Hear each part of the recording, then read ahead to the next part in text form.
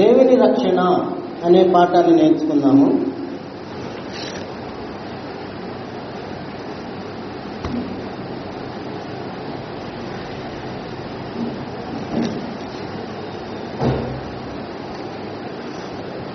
దేవుని రక్షణ అనే పాఠాన్ని మనం నేర్చుకుందాము. మొదటగా రక్షణ అంటే అర్థం ఏమిటి? ఒక ప్రమాదము నుండి విడిపించబడుటే రక్షణ. మానవులందరూ కూడా పాపము చేసి దేవునికి దూరస్తులైనారు.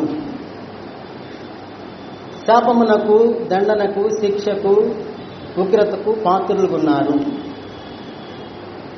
అలాంటి ఒక ప్రమాదం నుండి దేవుడు మానవులందరినీ విడిపించటానికి ఉద్దేశించాడు. దానినే రక్షణ అంటారు. రక్షణ అంటే దానికి ఒక ప్రణాళిక ఉంది, సంకల్పం ఉంది, ఏర్పాటు ఉంది, చట్టం ఉంది. ఇవన్నీ లేకుండా దేవుడు మానవులను రక్షిస్తాడా? లేదు. రక్షించేది దేవుడే, తన కృప చొప్పున రక్షిస్తాడు. కానీ దానికి ఒక నియమము, నిబంధన, క్రమము, పద్ధతిని దేవుడు ఏర్పాటు చేసాడని మనము చూస్తున్నాము. మొదటగా మనం గమనించాల్సింది, రక్షణ అనే పదము బైబిల్లో 2 విధాలుగా చెప్పబడింది.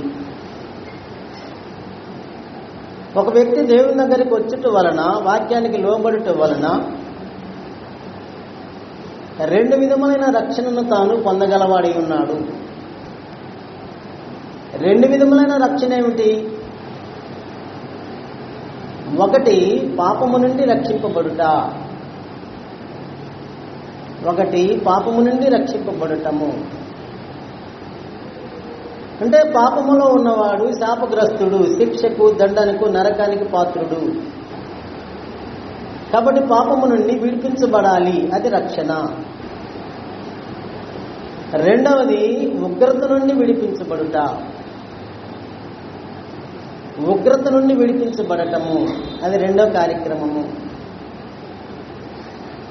మత్తయి సువార్తలో 3వ అధ్యాయంలో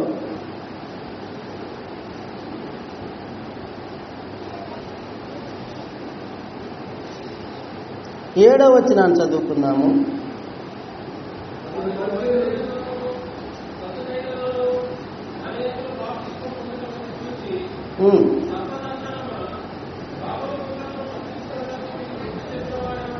చాలు. సర్ప సంతానమా అంటే సాతాను పిల్లలారా, రాబో ఉగ్రతను ఎప్పుడు రాబోతుంది? భూమి మీద కూడా రావచ్చు. తీర్పు తర్వాత అగ్నిగుణంలో వేయబడే కార్యక్రమం ఉంది, అది కూడా కావచ్చు. రాబో ఉగ్రత నుండి తప్పించుకున్నటకు మీకు బుద్ధి చెప్పిన వాడెవడు అంటున్నాడు యేసు ప్రభువు. కాబట్టి రక్షణ 2 విధాలుగా ఉంది. ఒకటి పాపము నుండి విడిపించబడటము. దానికి కూడా ఒక చిన్న చూద్దాం మనము. రోమాపత్రిక 6వ అధ్యాయంలో, రోమపత్రిక 6వ అధ్యాయం 17, 18 వచనాలలో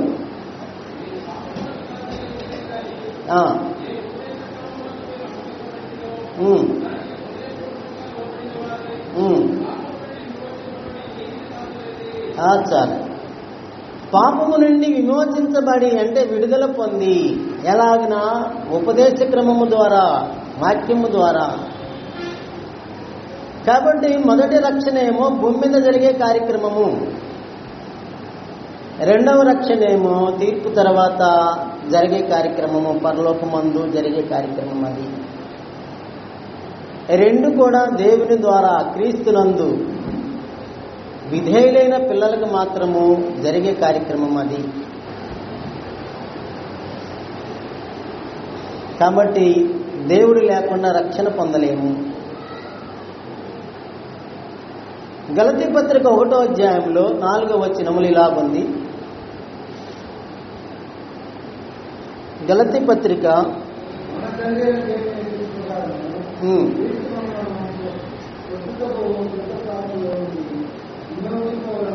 చాలండి. ప్రస్తుతపు దుష్టకాలము నుండి మనల్ని విమోచించాలని, అంటే విడిపించాలని, మన పాపముల కొరకు క్రీస్తు మరణించాడని అక్కడ వ్రాయబడింది. పాపంలో ఉన్న మానవులందరూ కూడా ప్రస్తుతపు దుష్టకాలంలో ఉన్నారు. అంటే దాని అర్థం ఏంటి? దేవునికి విరోధులుగా, శాపగ్రస్తులుగా, దూరస్తులుగా, శిక్షకు దండనికి పాత్రులుగా, నాశనానికి పాత్రులుగా ఉన్నారు. అలాంటి దుష్టకాలము నుండి విడిపించటానికే మన ప్రభువైన యేసు మన కోసము, మన పాపముల కోసము చనిపోయాడని అక్కడ మనము చూస్తున్నాము. కాబట్టి దేవుడు క్రీస్తునందు సమస్త మానవులకు రక్షణ దయచేస్తున్నాడు. ఇందాక మనం చదువుకున్నాం కదా, లూకా సువార్త 3కి రండి. లూకా సువార్త 3వ అధ్యాయంలో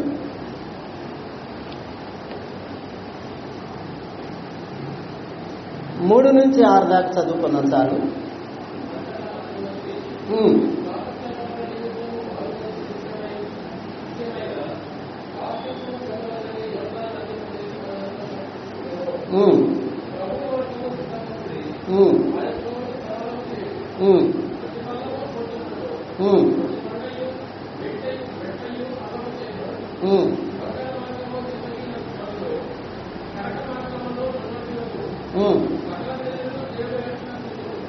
చాలండి.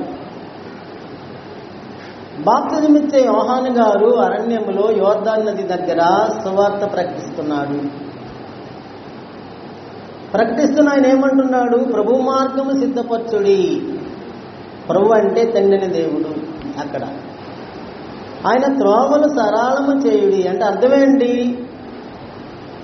ఒకవైపున దేవుడున్నాడు, మరొక వైపున మానవులు ఉన్నారు. దేవునికి మానవులకు మధ్యనేముంది? ఆటంకాలు, అడ్డంకులు, సమస్యలు ఉన్నాయి. శత్రుత్వం ఉంది, విరోధ భావం ఉంది, సమాధాన స్థితి లేదు, సంబంధము, బాంధవ్యం లేదు. కాబట్టి మనము దేవుని దగ్గరికి, మనమంటే మానవులందరూ దేవుని దగ్గరికి నడిపించబడాలంటే ఏం కావాలి? ఇప్పుడు బ్రిడ్జి, రోడ్డు వేయాలి. అది చెప్తాడు, మార్గము సిద్ధపరచుడి. ప్రతి కొండ ఏం చేయబడాలంట? ప్రతి కొండ చదును చేయబడాలి. కొండ ఎక్కేయాలని సమస్య కాబట్టి కొండ తీసి. రెండవది, ప్రతి పల్లము పోడ్చబడాలి. అంటే రోడ్డు ఎలా వేస్తున్నారు చూడండి. వంకర మార్గములు ఏం కావాలంట? చిన్నవిగా చక్కగా చేయబడాలి. కరుకు మార్గములు అంటే రాళ్ళు, రప్పులు, ముళ్ళు, ముడక నున్నవిగా చేయబడాలి. నున్నవిగా అంటే చక్కటి మార్గము, శ్రేష్టమైన మార్గము, రక్షణ మార్గము ఏర్పడింది. కిందకు వస్తులకు అన్నాడు, సర్వ శరీరులు దేవుని రక్షణ చూచెదరు. సర్వ శరీరులు అంటే అర్థమేంటి? కులము, మతము, ప్రాంతము, జాతి, భాష, వర్ణము తేడా లేకుండా సమస్త మానవులు, భూజనులందరూ కూడా దేవుని రక్షణ చూస్తారు అంటే పొందుతారు. అది ప్రవచనంలో మనం చూస్తున్నాము. అయితే అది వెంటనే నెరవేరుతుందా? సకల జనులు దేవుని రక్షణ చూస్తారు. యోహాను గారు ప్రకటించినారు. ఎవరికి ప్రకటిస్తున్నాడు ఆయన? యూదులకు ప్రకటిస్తున్నాడు. అతని మాటలు విన్నటువంటి యూదులు యోర్దాను నది దగ్గరికి వచ్చి అతని దగ్గర బాప్తిజం తీసుకుంటున్నారు. ఆ బాప్తిజం దేనికి? దేనికి ఆ బాప్తిజము? అది రక్షణకు సంబంధించింది కాదు. అది మారు మనసు కొరకైన బాప్తిజము. యూదులారా, దేవుని కొరకు, ప్రభు కొరకు మీరు సిద్ధపరచబడటానికి ఇది బాప్తిజం అవసరము. ఇది దేవుని సంకల్పము. మారు మనసు పొందటానికైన బాప్తిజము. అప్పుడు అది అమల్లో, తాత్కాలికంగా అమల్లో ఉంది. అలాగే యూదులు మొదట ఎవరు రక్షించబడాలి? యూదులు రక్షించబడాలి. అదే యోహాను సువార్తలో చెప్తున్న మాట. 4:22లో రక్షణ యూదుల్లో నుండియే కలుగుతున్నది. మొదట రక్షణ పొందేది ఎవరు? యూదులు. రెండవదిగా రక్షణ పొందేది ఎవరు? సమరయులు. అపోస్తలుల 8వ అధ్యాయంలో ఫిలిప్పు సమరయ దాకా వెళ్లి సువార్త ప్రకటించాడు. అక్కడ సంఘము ప్రారంభమైంది. రెండవ స్టెప్ ఎవరంట? రెండవ భాగము సమరయులు. సమరయులు అంటే ఎవరు? సమరయులంటే సమరయ ప్రాంతంలో నివసిస్తున్నవారు. కానీ అది కాదు అసలు అర్థం. సమరయులంటే యూదులకు అన్యులకు పుట్టినవారు. యూదులు అన్యులు కలిస్తే పుట్టినవారు సమరయులు, సంకర జాతి వారు. వాళ్ళు రెండోసారి రక్షణ పొందుతారు. మూడోది ఎవరు? అన్యజనులు. అపోస్తలుల కార్యములు 28వ అధ్యాయంలో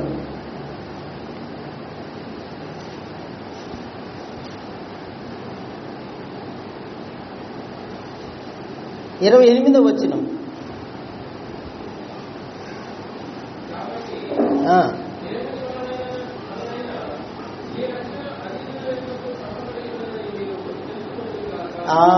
దేవుని వలనైనా ఈ రక్షణ అనుదినుల యొద్దకు పంపబడినది.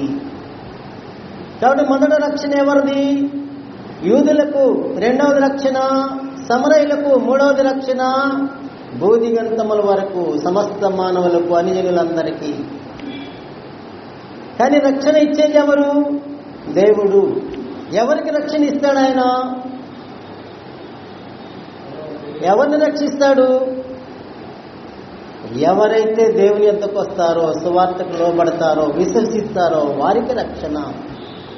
అంతేకాని దారిని పోతున్న వాళ్ళని తీసుకొచ్చి బలవంతంగా రక్షణ ఇవ్వడు.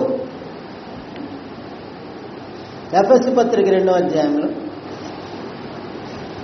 ఎఫెసీ పత్రిక 2వ అధ్యాయం 8-9 వచనాల్లో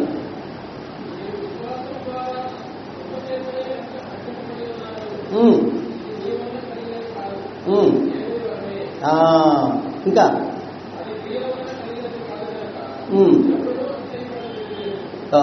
రైట్. అక్కడేం చెప్తున్నాడు? మీరు అంటే సంఘంలో వారు విశ్వాసము ద్వారానే, అదిగో విశ్వాసం అనే పదం వచ్చింది, దేవుని కృపచేతనే రక్షింపబడినారు. ఇది మీ వల్ల కలిగింది కాదు, దేవుని వరము. ఏది దేవుని వరము? రక్షణ అనేది దేవుడు మానవులకి ఇచ్చిన వరము.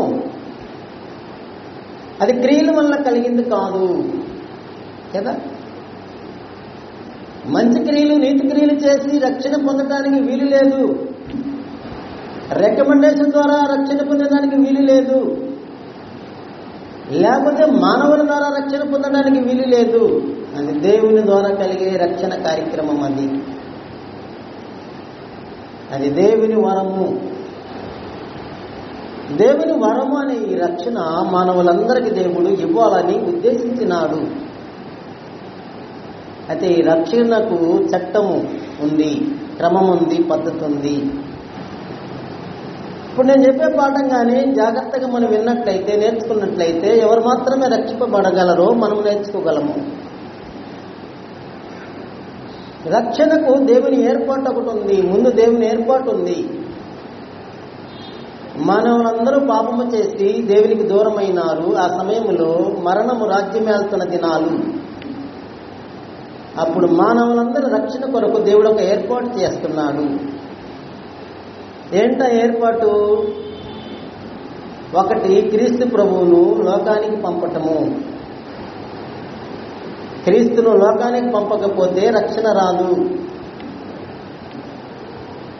అపోస్తలుల కార్యములు 13వ అధ్యాయంలో, అపోస్తలుల కార్యములు 13వ అధ్యాయం 23వ వచనంలో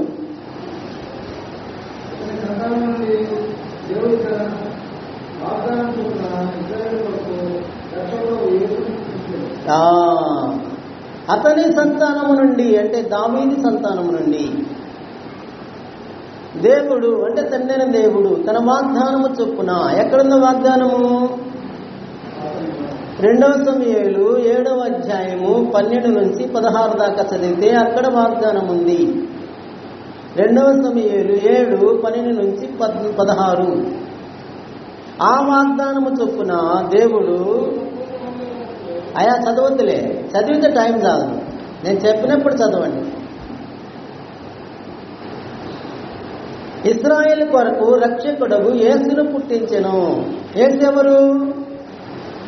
ఒక విధానములో ఆయన దేవుడు, నిత్యుడు, మహిమ గలవాడు. అయినా సరే దేవుడు ఆయనను భూలోకానికి పంపించాడు. ఎందుకు భూలోకానికి పంపించాడంటే లోకరక్షకుడుగా ఆయన ఉండాలి, సొంత రక్షకుడు కాదు, లోకరక్షకుడు ఆయన ఉండాలని. మొదటి యోహాను పత్రిక 4:14 ఉంది. లోకరక్షకుడుగా ఆయన నియమించబడ్డాడు. లోకరక్షకుడుగా ఉండటానికే భూమి మీదకి దేవుడు ఆయన పంపాడు. లోకరక్షకుడు అంటే లోకంలో ఉన్న ప్రతి ఒక్కరికి ఆయన రక్షకుడు. వద్దంటే రక్షకుడు కాదు, వద్దంటే రక్షించడు. ఆయన లోకరక్షకుడు. లోకరక్షకుడు భూమి మీదకి వచ్చినాడు. 33 సంవత్సరాలు భూమి మీద బ్రతికాడు. మానవులందరి కొరకు శ్రమ పడ్డాడు. బలియాగము చెల్లించాడు. దేవునికి అర్పణముగా బలిగా సమర్పించుకున్నాడు. విమోచన క్రయధనముగా తను అప్పగించుకున్నాడు. కార్యక్రమాలని నెరవేర్చినాడు. నెరవేర్చిన ఆయన ఎక్కడికి వెళ్ళాడు? తిరిగి తన రక్తముతో పరలోకమునకు దేవుని సన్నిధికి వెళ్ళాడు. వెళ్ళిన తర్వాత తండ్రిని వేడుకున్నాడు, తండ్రి పరిశుద్ధాత్మను పంపమని. తండ్రి యేసుప్రభువు నామమున పరిశుద్ధాత్మను భూమి మీదకి పంపించాడు. వచ్చిన పరిశుద్ధాత్మ పెంతెకోస్తు పండుగ దినాన ఆదివారమున రక్షణ సువార్తను తీసుకుని వచ్చాడు. రక్షణ సువార్త అంటే క్రొత్త నిబంధన అపోస్తల బోధ. రక్షకుడు అవసరమే, రక్షణ సువార్త కూడా అవసరమే. అదే అపోస్తలు 13వ అధ్యాయంలో, అపోస్తలు 13వ అధ్యాయం 26వ వచనం.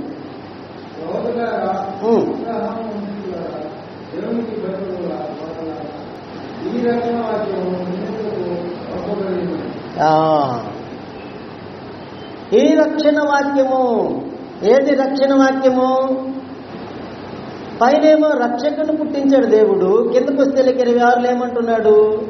ఈ రక్షణ వాక్యము మీ యొద్దకు పంపబడి ఉన్నది. ఏది రక్షణ వాక్యము?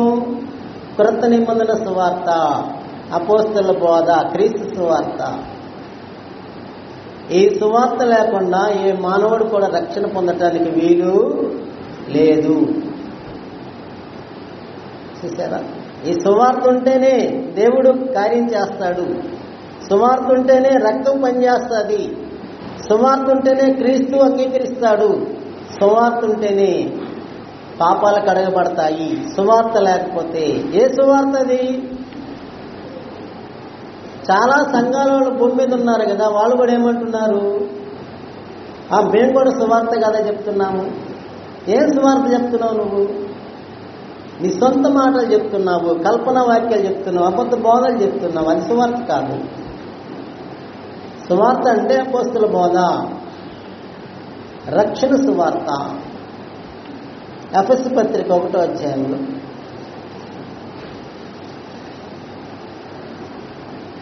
ఎఫెసు పత్రిక 1వ అధ్యాయము 13వ వచనంలో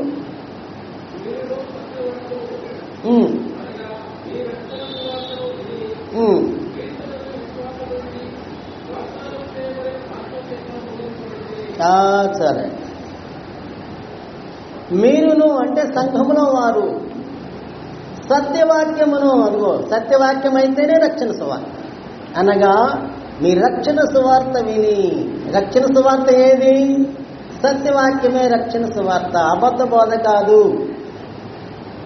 లోకములో అనేక అబద్ధ బోధలు ఉన్నాయి, అవన్నీ కూడా సత్యవాక్యం కాదు, రక్షణ సువార్త కాదు. మీరును సత్యవాక్యమును అనగా మీ రక్షణ సువార్త విని, రెండవది క్రీస్తునందు విశ్వాసం ఉంచి, మూడవది వాగ్దానము చేయబడిన ఆత్మచేత ముద్రించబడితిరి. అక్కడ పౌలు గారు కొన్ని విషయాలు వదిలేశారు. సువార్త వినుట, విశ్వాసం ఉంచుట, వరుసగా 2 కార్యక్రమాలు చెప్పాడు. మూడవది వదిలేశాడు, 4వది వదిలేశాడు, 5వది కూడా వదిలేశాడు. 6వ కార్యక్రమానికి వెళ్ళిపోయాడు షార్ట్గా. సరే, మనకు సమాచారం వేరే చోట ఉంటుంది కాబట్టి మనం నేర్చుకుంటాము. కాబట్టి దేవుడు ఏం చేశాడంటే రక్షకుడిని ముందు లోకానికి పంపించాడు ఒకటి. రెండవది, రక్షణ పొందుటకు అవసరమైన క్రొత్త నిబంధన సువార్తను అందించాడు. అది పరిశుద్ధాత్మ ద్వారా, అపోస్తలుల ద్వారా ఇవ్వబడిన సువార్త. అంతటితో అయిపోలా దేవుని ఏర్పాటు. మూడవది, బాప్తిజాన్ని ఏర్పాటు చేశాడు. బాప్తిజం అని ఒక ఏర్పాటుని పెట్టాడు. మూడవది బాప్తిజం ఏర్పాటు. ఈ పాయింట్లలోకి వచ్చిన వాడికే రక్షణ, లేకపోతే బయటోడే. మూడవది బాప్తిజం అని ఏర్పాటు. మార్కు సువార్త 16వ అధ్యాయంలో, మార్కు సువార్త 16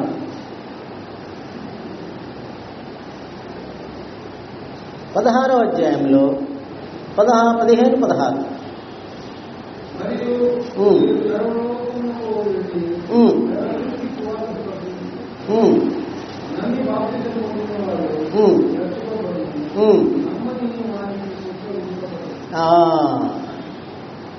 సర్వలోకానికి సువార్త ప్రకటించబడాలి.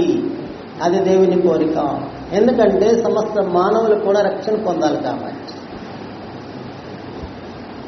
నమ్మి బాప్తిజం పొందినవాడు, సువార్తను, దేవునిని, ప్రభువుని నమ్మినవాడు, నమ్మి బాప్తిజం పొందినవాడు రక్షించబడును. నమ్మని వానికి శిక్ష విధించబడును. నేను ఒప్పుకోనంటే కుదరతుందా? నేను ఒప్పుకోను, నాకొద్దు, అది కుదరదు. ఒప్పుకున్నా ఒప్పుకోకపోయినా జరిగేది ఇదే. సువార్త ద్వారా బాప్తిజానికి వెళ్తాడు. బాప్తిజం ద్వారా రక్షణ. కొంతమంది బాప్తిజానికి ముందే రక్షణ అంటారు. అది తప్పు. బాప్తిజం తర్వాతే రక్షణ. బాప్తిజానికి మరొక పేరు ఉంది, చెప్పగలరా? బాప్తిజానికి మరొక పేరు. బాప్తిజం అంటే అర్థము పాతి పెట్టబడుట, సమాధి చేయబడుట. అది దాని అర్థం, ముంచబడుట అర్థము. కానీ బాప్తిజానికి మరొక పేరు ఉంది. పాతాళానికి మరొక పేరుంది, మృతుల లోకము. అదేవిధంగా బాప్తిజానికి మరొక పేరుంది, మరొక పేరుంది. ఏంటది? పునర్జన్మ సంబంధమైన స్నానము. అంటే ఆ స్నానము ద్వారా ఏమొస్తుందంట? పునర్జన్మ కలుగుతుంది అన్నమాట. కాబట్టి దానికి పునర్జన్మ సంబంధమైన స్నానం అనే పేరు రెండవ పేరు. మూడవ పేరుంది. ఏంటది? మూడో పేరు క్రీస్తు సున్నతి. అది మూడో. ఆ పాత నిబంధన సున్నతి ఏమో ఒక వ్యక్తిని ధర్మశాస్త్రంలోనికి ప్రవేశింపజేసింది. క్రొత్త నిబంధన సున్నతి అయినా క్రీస్తు సున్నతి ఏమో ఒక వ్యక్తిని క్రొత్త నిబంధనలోకి నడిపిస్తారు. అతను పాత నిబంధనలోకి వెళ్ళారు ఇశ్రాయేలీలు, మనమేమో క్రొత్త నిబంధనలోకి వస్తున్నాము బాప్తిజం ద్వారా. కాబట్టి దీనికి మూడవ పేరు క్రీస్తు సున్నతి. ఒకటి బాప్తిజము, రెండవది పునర్జన్మ సంబంధమైన స్నానము, మూడవది క్రీస్తు సున్నతి. ఈ మూడు దేవుడు ఏర్పరిచిన కార్యక్రమాలు. క్రీస్తును, రెండవది రక్షణ వాక్యమును, మూడవది బాప్తిజాన్ని. నాలుగో ఏర్పాటు. ఈ పై మూడు వచ్చినా నాలుగో దానికి రాకపోతే వేస్ట్. నాలుగోది ఏంటంటే క్రీస్తు ప్రభు సంఘము. క్రీస్తు సంఘము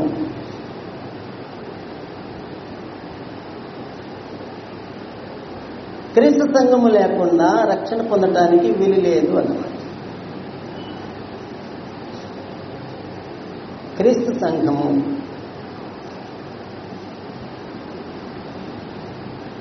కొరింథీ మొదటి పత్రిక 12వ అధ్యాయంలో 13వ వచనం. కొరింథీ మొదటి పత్రిక 12వ అధ్యాయము 13వ వచనంలో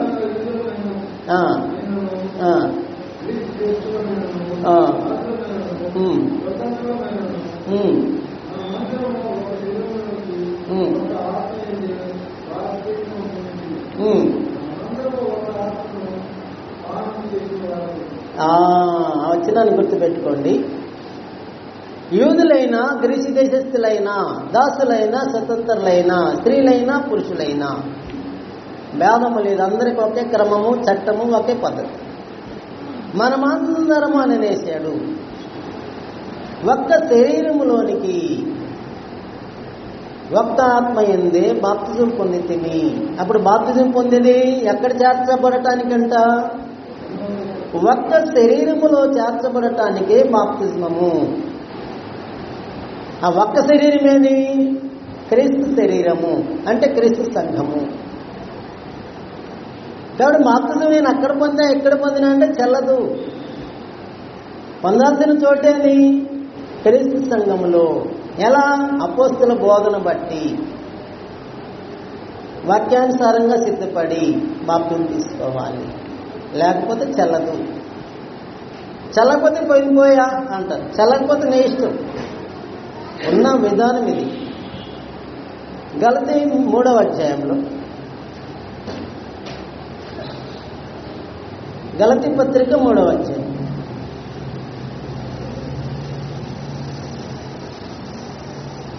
3వ అధ్యాయంలో 27వ వచనం నుండి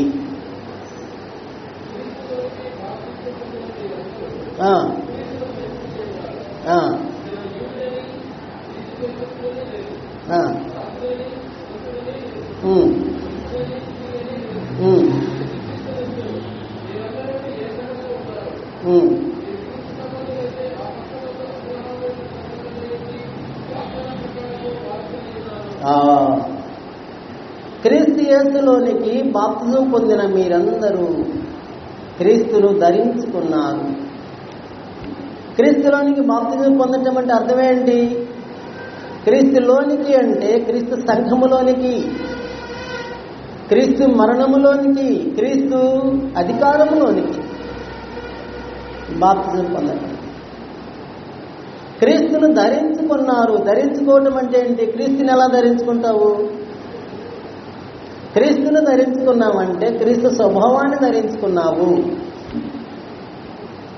క్రీస్తు యొక్క నీతిని ధరించుకున్నావు. కాబట్టి క్రీస్తు శరీరంలోనికి బాప్తిజం పొందినోడే క్రీస్తును ధరించుకుంటాడు. 28లో చెప్తున్నాడు, యూదుడని అన్యుడని భేదము లేదు, దాసుడని స్వతంత్రుడనే భేదము లేదు, పురుషుడు స్త్రీ అనే భేదము లేదు. అందరూ క్రీస్తులను ఏమైనారంట? ఏకము, ఒకటే. హెచ్చు తగ్గులు లేవు, తారతమ్యాలు లేవు. అందరం ఒక తండ్రికి పిల్లలము, ఒక ప్రభువుకి శిష్యులము, ఒక ఆత్మను పొందిన వారము, సహోదరులము సహోదరులు, పరిశుద్ధులు, నీతిమంతులు, దేవుని పిల్లలు, క్రైస్తవులు. దీనికి వెలుపులు ఉన్న వాళ్ళందరూ అన్నిలే. బైబిల్ ఉండొచ్చు, పేర్లు ఉండొచ్చు, సంఘానికి వెళ్ళొచ్చు, ఆయన అన్యుడివే. ఇప్పుడు తెలియదు, చనిపోతే తెలుస్తుంది నీ పరిస్థితి. అప్పుడేం చేయాలి? ఏడుస్తున్నాను, ఇంకేం చేస్తాను? ఇక్కడ తెలిసేది ఎప్పుడంటే సత్యాన్ని గ్రహిస్తే తెలుసుకుంటావు, లేకపోతే తెలుసుకో. ఇవన్నీ దేవుని ఏర్పాటు. సమస్త మానవులను రక్షించడానికి దేవుడు ఏర్పాటు చేసిన కార్యక్రమాలు ఇవి. ఏమేమి? ఒకటి క్రీస్తును పంపుటము, రెండవది క్రొత్త నిబంధనను ఏర్పాటు చేయటము, మూడవది బాప్తిజాన్ని ఏర్పాటు చేయటము, నాలుగవది ఈ 4 కార్యక్రమాలను దేవుడు ఏర్పాటు చేశాడు. అయితే ఎవరికి రక్షణ అంటే దేవుని దగ్గరికి వచ్చిన వారే. ఒక ఆయన అడిగాడు, ఏమని? అయ్యలారా, మేము రక్షణ పొందడానికి ఏం చేయాలన్న? నువ్వైనా మరొకరైనా భూమి మీద ఎవరైనా ఒకే క్రమం, ఒకే చట్టం. అపోస్తల కార్యములు 16వ అధ్యాయంలో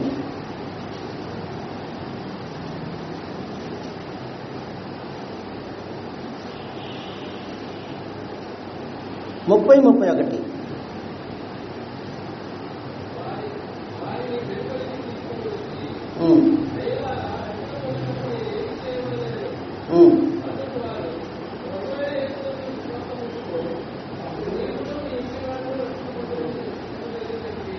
చాలండి. అక్కడ వారు అడిగినారు, అయ్యలారా మేమేం చేయాలని పౌలును కడమ అపోస్తలులను మీలను వాళ్ళని అడుగుతున్నారు.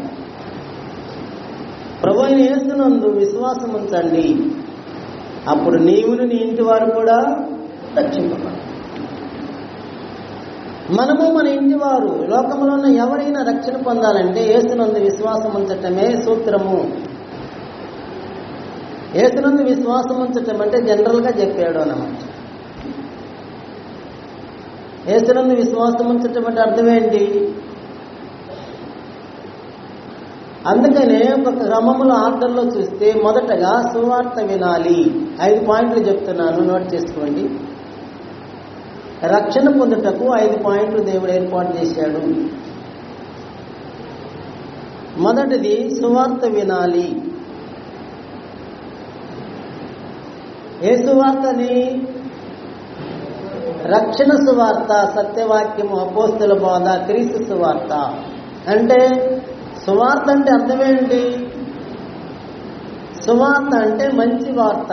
యేసుప్రభు వారి మరణ వార్తే మనకు మంచి వార్త అయింది.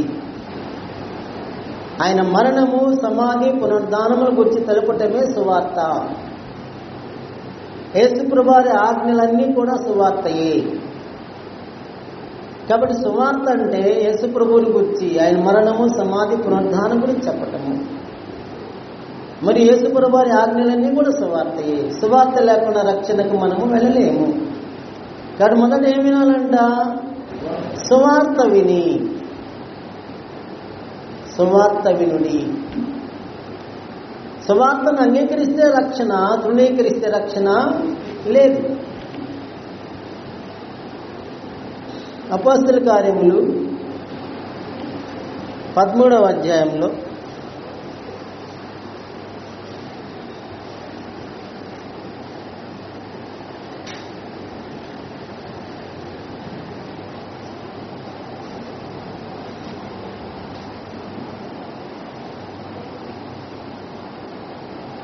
నలభై 46వ వచనాన్ని చూద్దాము. అప్పుడు పౌలును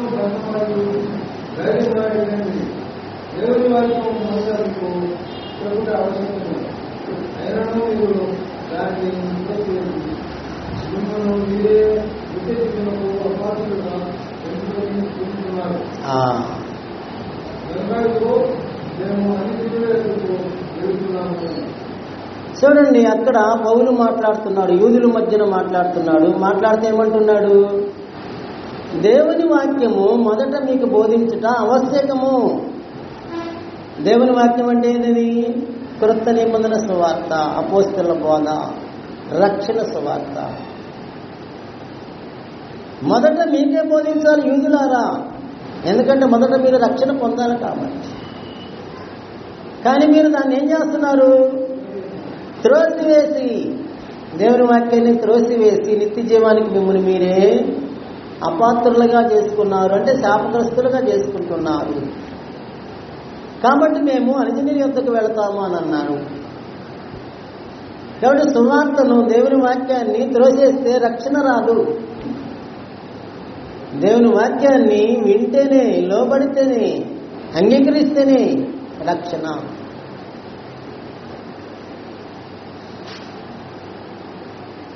సువార్తకు అంగీకరిస్తేనే రక్షణ.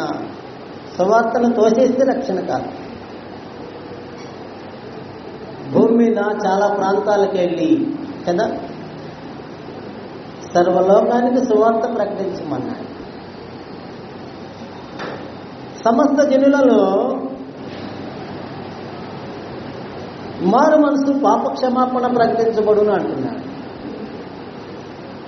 సమస్త జనులకు సువార్త ప్రకటించబడాలి.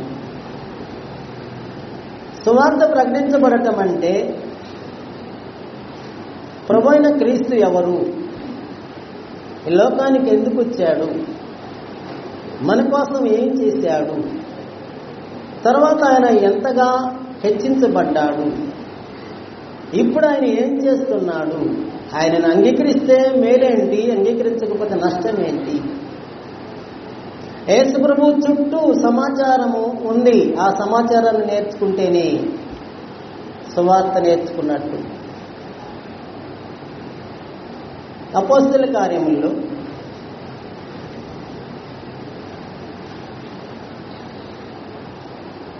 అపోస్తలుల కార్యములు 8వ అధ్యాయం. సువార్త బోధిస్తున్నాడు ఒక ఆయన అక్కడ. ఏం బోధించాడు చూద్దాం మనం. 8వ అధ్యాయంలో 35వ వచనం చూడండి.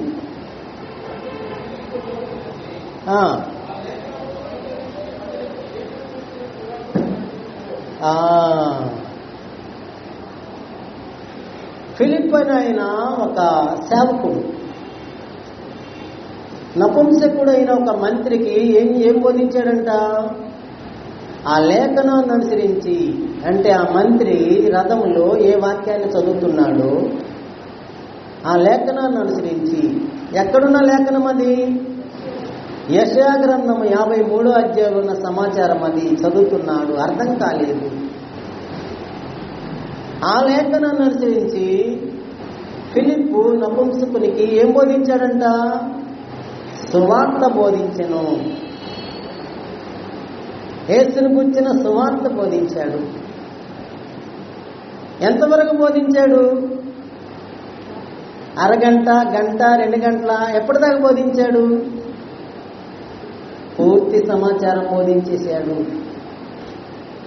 వాస్తవానికి ఆ మంత్రికి, ఆ నపుంసకునికి దేవుడు తెలుసు, కానీ యేసు ప్రభువు తెలియదు, క్రొత్త నిబంధన తెలియదు, బాప్తిజం తెలియదు, ఇంకా కొన్ని విషయాలు తెలియదు. ఏవేవి తెలియదో అవన్నీ కూడా అవసరమైన మేరకు పూర్తిగా బోధించేశాడు ఆ ఫిలిప్ అని ఆయన. అప్పుడు నీళ్లున్న చోటుకు వచ్చినప్పుడు ఆ నపుంసకుడు ఏమంటున్నాడు? ఇవిగో నీళ్లు, బాప్తిజం ఇచ్చుటకు నాకు ఆటంకమేమి? కాబట్టి సువార్త వినకుండా బాప్తిజానికి వెళితే నీకు ప్రయోజనమా? లేదు. సువార్త వినాలి. ఎంత వినాలి? యేసుని గురించిన సమాచారం అంతా వినాలి. ఇంకేం వినాలి? అపోస్తలుల కార్యములు 8వ అధ్యాయంలోనే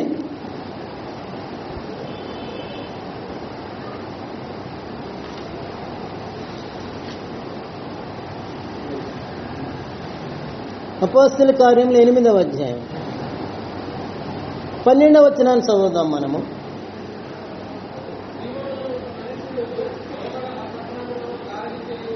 పన్నెండు అయితే ఫిలిప్పు దేవుని రాజ్యమును గురించి యేసుక్రీస్తు నామమును గురించి సువార్త ప్రకటించుచుండగా వారు నమ్మి పురుషులు స్త్రీలు బాప్తిజం పొందినారు. వాళ్ళకేం బోధించబడిందంట? దేవుని రాజ్యమును గూర్చి, రెండవది యేసుక్రీస్తు నామమును గూర్చి వారికి సువార్త ప్రకటించగా, అదిగో అప్పుడు సువార్త ప్రకటించబడి ఏం చేస్తున్నాడు? దేవుని రాజ్యం గురించి ప్రకటిస్తాడు. దేవుని రాజ్యం అంటే ఏంటి? దేవుని రాజ్యం అంటే దేవుని సంఘము. దేవుని రాజ్యం అంటే క్రీస్తు సంఘము. క్రీస్తు సంఘం గురించి నువ్వు తెలియకుండా నువ్వు ఎలా బాప్తిజం తీసుకుంటావు? కాబట్టి దేవుని రాజ్యమును గురించి, క్రీస్తు నామమును గురించి. నామం అంటే ఏంటి? క్రీస్తు యొక్క నామము. నామం అంటే అధికారము. క్రీస్తుకి దేవుడు ఎంత అధికారం ఇచ్చాడు? పరలోకమందు, భూమి మీద, పాతాళ లోకం, 3 లోకాలను అధికారం ఇచ్చాడు దేవుడు.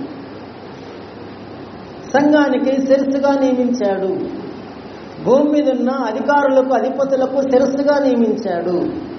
ఇంకా పరలోకములో ఉన్న దూతలకు కూడా ఆయన అధికారిగా నియమించబడ్డాడు. ఇంకా 1, 2 కాదు, చాలా ఉన్నాయి ఆయనకి. ఆఖరికి మరణము యొక్క పాతాళ లోకం యొక్క తాళపు చెవులు కూడా ఎవరు స్వాధీనంకి వచ్చేసాయి? యేసుప్రభు స్వాధీనంకి వచ్చేసాయి. కాబట్టి క్రీస్తుని గురించి ప్రకటించాడు అని అంటే ఫిలిప్పు ఏం ప్రకటించాడు? దేవుని రాజ్యముల గురించి ప్రకటించాడు. క్రీస్తు యొక్క నామముల గురించి ప్రకటించాడు. సమాచారము తేటగా బోధించబడింది. రైట్, బాగుంది. ఇంతేనా? ఇంకేమైనా నేర్చుకోవాలనా? యేసు ఎవరని నువ్వు నమ్ముతున్నావు? యోహాను సువార్తలో సమాచారం కొద్దిగా ఉండకూడదు. సమాచారం పూర్తిగా నేర్చుకోవాలి, మనసు పూర్తిగా మారాలి. ఈ రెండు కరెక్ట్గా ఉంటే బాప్తిజం రైట్. యోహాను సువార్తలో 20వ అధ్యాయంలో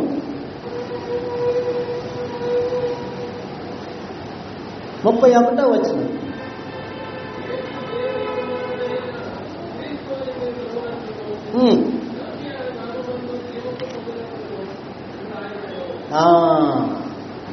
యేసు ఎవరిని నమ్మాలంట?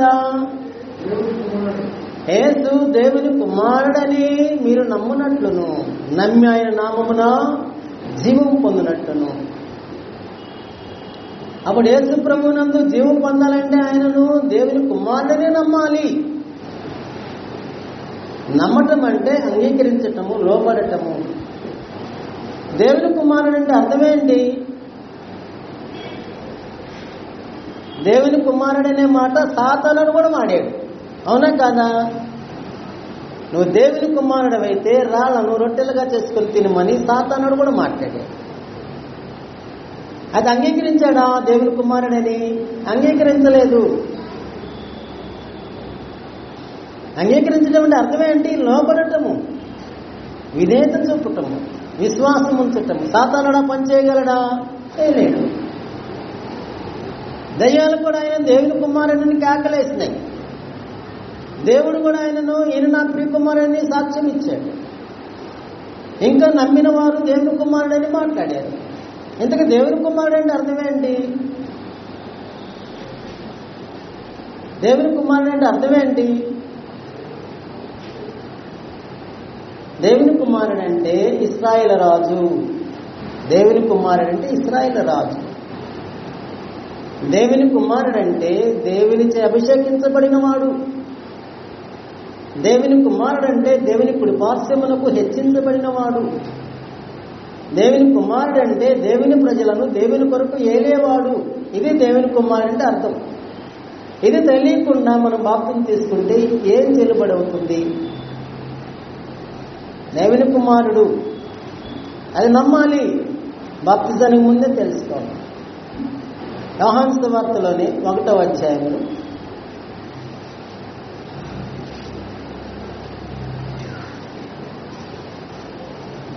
47వ వచనం చూడండి. యోహాను సువార్తలోని 1వ అధ్యాయము 47వ వచనంలో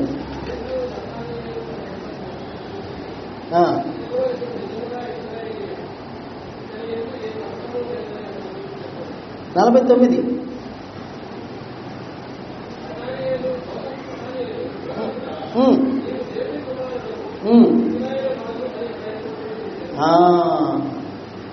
నతనేలు ఏమని ఉత్తరం ఇచ్చాడంట? బోధకుడా, నీవు దేవుని కుమారుడవు, ఇశ్రాయేలు రాజువు. దేవుని కుమారుడు అంటే అర్థమేంటి? ఇశ్రాయేలు రాజు. ఇశ్రాయేలు అంటే ఎవరు? ఆత్మ సంబంధమైన ఇశ్రాయేలీలు, క్రైస్తవులు అన్నమాట. అక్కడ అర్థం క్రైస్తవులు. పాత నిబంధన ఇశ్రాయేలు కాదు, క్రొత్త నిబంధన ఇశ్రాయేలు. దేవుని కుమారుడు అంటే ఇశ్రాయేలు రాజు. దేవుని కుమారుడు అంటే దేవుని చేత అభిషేకించబడిన వాడు. దేవుని కుమారుడు అంటే దేవుని కుడిపార్శ్వమునకు హెచ్చించబడిన వాడు. దేవుని కుమారుడు అంటే దేవుని ప్రజలను దేవుని కొరకు ఏలేవాడు. ఇది దేవుని కుమారుడు అంటే అర్థము. కాబట్టి సమస్త జనులు బాప్తిజానికి వచ్చేటప్పుడు దేవుని కుమారుడని ఒప్పుకోవాలి, తెలుసుకోవాలి, నేర్చుకోవాలి. ఎలాగ చూసుకుంటాం పోతే చాలా విషయాలు ఉన్నాయి. అపోస్తల కార్యముల్లోని క్రొత్త నిబంధన అమలుపరచబడిన దినాన్ని పేతురు యెరూషలేములో సువార్త ప్రకటించాడు. అది ప్రారంభోత్సవము.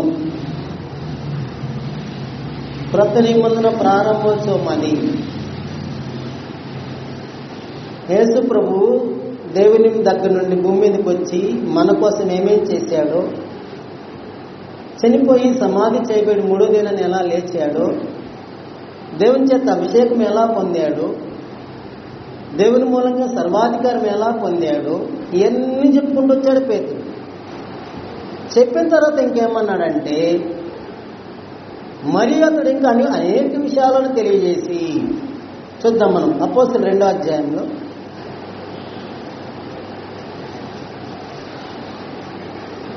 1 36వ వచనము 2:36.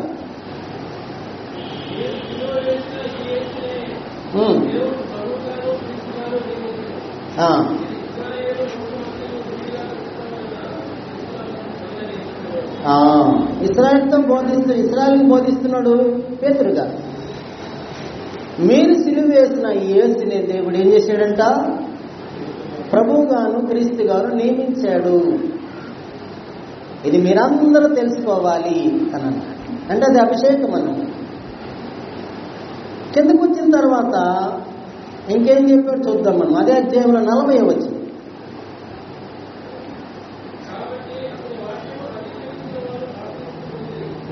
అదేనా? అదిగో గుర్తుపెట్టుకోండి.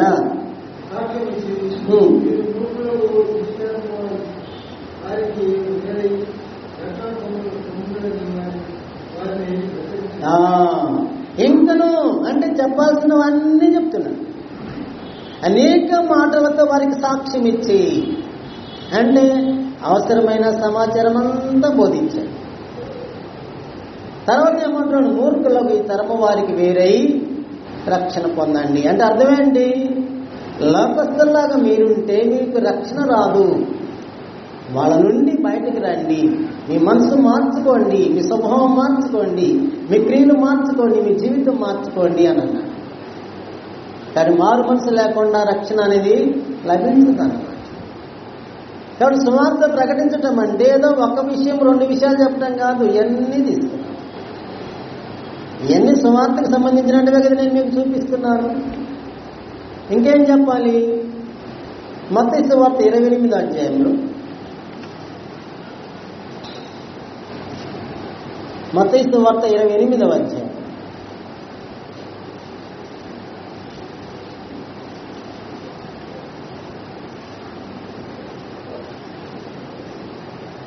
18 నుండి చదువుదాం మనం. కాబట్టి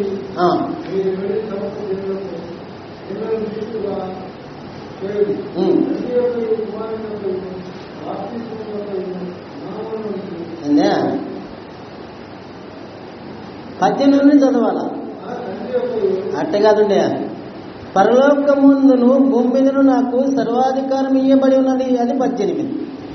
కాబట్టి మీరు సమస్త జనులను శిష్యులుగా చేయండి. ఎవరికి?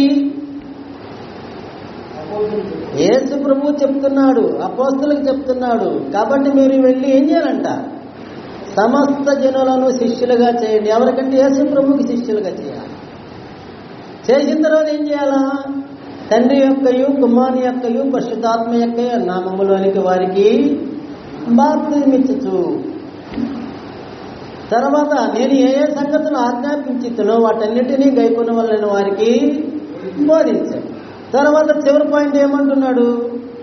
ఇదిగో యుగ సమాప్తి వరకు సదాకాలం నేను మీతో కూడా ఉన్నాను. ఇదే సమాచారం.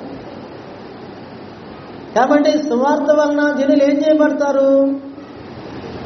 సువార్త వలన జనులు శిష్యులుగా చేయబడతారు. అంటే నమ్మడం ద్వారా, లోపడటం ద్వారా. ఆ శిష్యులకు బాప్తిజం ఇవ్వాలి. ఇచ్చేవాడు ఎలా ఇవ్వాలి? తండ్రి యొక్కయు కుమారుని యొక్కయు పరిశుద్ధాత్మ యొక్క నామములోనికి బాప్తిజం. ఆ ముగ్గురు ఎవరు, మన కోసం ఏం చేశారు అనేది తెలియకపోతే మనకు ఏమర్థమవుతుంది? ముగ్గురు ఒక్కరేనా? కాదన. ముగ్గురు వ్యక్తులు, వేరు వేరు వ్యక్తులు. తండ్రి మన కోసం ఏం చేశాడు? తండ్రి మన మీద ప్రేమను, కృపను చూపించాడు. మన కొరకు తన కుమారుణ్ణి భూలోకానికి పంపించాడు. మన కొరకు తన కుమారుణ్ణి అప్పగించాడు. కుమారుడు ఏం చేశాడు మన కోసము? కుమారుడు మన కోసం ప్రాణం పెట్టి రక్తం కార్చి ప్రాయశ్చిత్తము పరిహారం చేశాడు. పరిశుద్ధాత్మ మన కోసం ఏం చేశాడు? రక్షణ సువార్త అయిన క్రొత్త నిబంధన సువార్తలను మన దగ్గరకు తీసుకొచ్చి అందించాడు. సకల సత్యాన్ని మనకు. కాబట్టి మనం రక్షణ పొందటకు ఆ ముగ్గురు కూడా తమ తమ కార్యాలు చేశారు. కాబట్టి బాప్తిజం ఇచ్చేటప్పుడు సేవకుడు ఏమని చెప్తున్నాడు? తండ్రి యొక్కయు కుమారుని యొక్కయు పరిశుద్ధాత్మ యొక్క నామములోనికి పాపక్షమాపణ నిమిత్తము నేను నీకు బాప్తిజం ఇస్తున్నానని చెప్పి నీళ్ళల్లో ముంచుతాడు. నీళ్ళల్లో ముంచటం అంటే అది స్నానము, శరీర సంబంధమైన స్నానం కాదది. శరీరం మురికిపోయే స్నానం కాదది. ఏ స్నానం అది? మనసాక్షి కడగబడే స్నానం అది. దేవుని చట్టము, ఆజ్ఞ, దేవుని నియమము, ఏర్పాటు అది. రక్తం పనిచేసే సందర్భం అది. పాపాలు కడగబడే సందర్భం అది. ఇవన్నీ జరగాలంటే మొదట ఏం జరగాలంట? సువార్త వినండి. సువార్త విన్న తర్వాత ఎన్ని వస్తేనే సువార్త. ఇప్పుడు ఎన్ని చూపించాను కదా నేను? అపోస్తలుల కార్యం 8 చూపించినాను, యోహాను సువార్త 20 అధ్యాయం చూపించినాను, అపోస్తలులు 2వ అధ్యాయం చూపించినాను, మత్తయి సువార్త 28వ అధ్యాయం చూపించాను. వీటిలో ఉన్న సమాచారం సువార్తకు సంబంధించిన మూల పాఠాలు, ముఖ్యమైన సూత్రాలు. వీటిని విన్న తర్వాత అప్పుడు ఒక వ్యక్తిలో విశ్వాసము రావాలి. విశ్వాసము రాకపోతే వాడికి బాప్తిజము చెల్లదు అన్న. విశ్వాసం అంటే అర్థమేంటి? నమ్మటము. విశ్వాసం అంటే నమ్మటము. ఎవరెవరిని నమ్ముతున్నావు? దేవుని నమ్ముతున్నావు, క్రీస్తుని నమ్ముతున్నావు, సువార్తను కూడా నమ్ముతున్నావు. అది దేవుని వాక్యమని నమ్ముతున్నాము. కాబట్టి రెండవది విశ్వాసం ఉంచటము. దానికి ఒక వచనం చూద్దామని ఎక్కువ లేకుండా. విశ్వాసం ఉంచటం అంటే నమ్మటం. మొదటి తెస్సలోనికై 2వ అధ్యాయంలో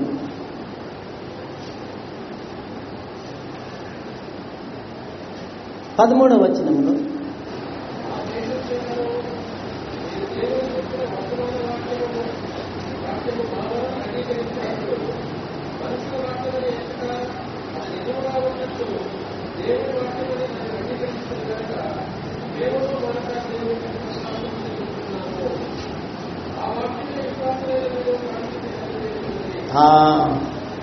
మీరు విన్న వాక్యము మనుషుల వాక్యమని కాదు మీరు నమ్మింది, దేవుని వాక్యమని నమ్మినారు. కాబట్టి నమ్మటము, విశ్వసించటం 2వ కార్యక్రమము, మారు మనసు పొందటం 3వ కార్యక్రమము, ప్రభునామాన్ని ఒప్పుకోవటం 4వ కార్యక్రమము, బాప్తిజం తీసుకోవటం 5వ కార్యక్రమము.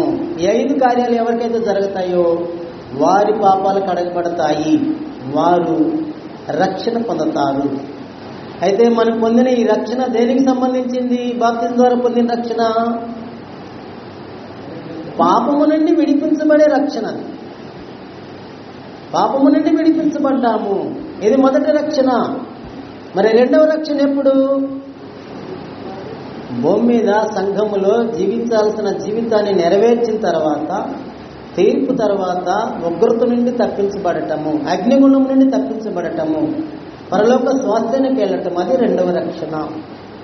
ఆ రక్షణను గురించి మనము దేవుని చిత్తమైతే వచ్చే వారం మనము నేర్చుకుందాము. మన టైం అయిపోయింది కాబట్టి ముగించుకున్నాము. దానికి ముందుగా మనం గమనించాల్సింది ఏంటంటే, ఒక వ్యక్తి రక్షణ పొందుటకు దేవుడి ఏర్పాటు ఒకటి ఉంది. ఆ ఏర్పాటును బట్టి క్రీస్తుని పంపించాడు ఆయన, సువార్తను పంపించాడు ఆయన, 3వది బాప్తిజాన్ని ఏర్పాటు చేశాడు ఆయన, 4వది క్రీస్తు సంఘాన్ని ఏర్పాటు చేశాడు. అప్పుడు క్రీస్తు సంఘంలో బాప్తిజం పొందాలంటే ఒక వ్యక్తికి ఏమేమి తెలిసి ఉండాలి? 1 సువార్త వినాలి, 2వది విశ్వాసం ఉంచాలి, 3వది మారు మనసు పొందాలి, 4వది ప్రభునామాన్ని ఒప్పుకోవాలి. ఏమని? యేసు దేవుని కుమారుడని నేను ఒప్పుకుంటున్నాను. 5వది బాప్తిజం తీసుకోవాలి. ఎక్కడ? క్రీస్తు సంఘంలో తీసుకున్నా. బయట ఎక్కడ తీసుకున్నా చెల్లుబడి కాదు. అలా తీసుకున్నవాడు పునర్జన్మ పొందినవాడు. బాప్తిజానికి మరొక పేరేంటి? పునర్జన్మ సంబంధమైన స్నానం. అది క్రీస్తు సున్నతి. అలా బాప్తిజం పొందిన వాడే క్రొత్త నిబంధనలో ప్రవేశించాడు, పాపాల కడగబడి రక్షణ పొందాడు. వాని పేరు పరలోకమందు జీవ గ్రంథంలో వ్రాయబడింది. వారి హృదయంలో దేవుడి పరిశుద్ధాత్మ ముద్ర వేశాడు. క్రీస్తు వారిని ఎక్కడ చేర్చాడంట? సంఘంలో చేర్చాడు. అలా చేర్చబడిన మనమే క్రైస్తవులు, పరిశుద్ధులు, దేవుని పిల్లలు, వగైరా వగైరా వగైరా. ఇది రక్షణకు సంబంధించిన మొదటి భాగము. రక్షణకు సంబంధించిన రెండవ భాగాన్ని దేవుని చిత్తమైతే వచ్చే వారం మనము నేర్చుకుందాము. ఓపికతో ఉన్న మీకు ప్రభునామములో వందనాలు.